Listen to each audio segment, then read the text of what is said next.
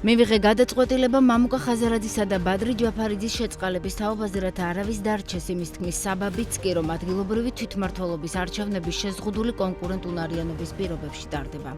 მიხეილ ყაველაშვილი გამოთქვამს იმედს, რომ მომავალში პოლიტიკურ საქმიანობას კანონის პატივისცემით განაგრძობენ.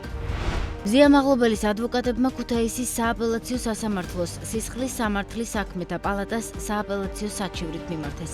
ისინი ბათუმის საქალაქო სასამართლოს მიერ 6 აგვისტოს გამოტანილ განაჩენს ასაჩივრებენ, რომლის მიხედვითაც ჟურნალისტს 2 წლით თავისუფლების აღკვეთა მიესაჯა. ისრაელის თავდაცვის ძალებში აცხადებენ, რომ ქალაქ ღაზას 40% აკონტროლებენ და რომ უახლოეს დღეებში ოპერაცია გაფართოვდება და გაცლიორდება. ვლადიმერ პუტინსა და დონალდ ტრამპს შორის საუბრის ორგანიზება საჭიროების შემთხვევაში ძალიან სწრაფად იქნება შესაძლებელი. აცხადებს რუსეთის პრეზიდენტის პრესსპიკერი დიმიტრი პესკოვი.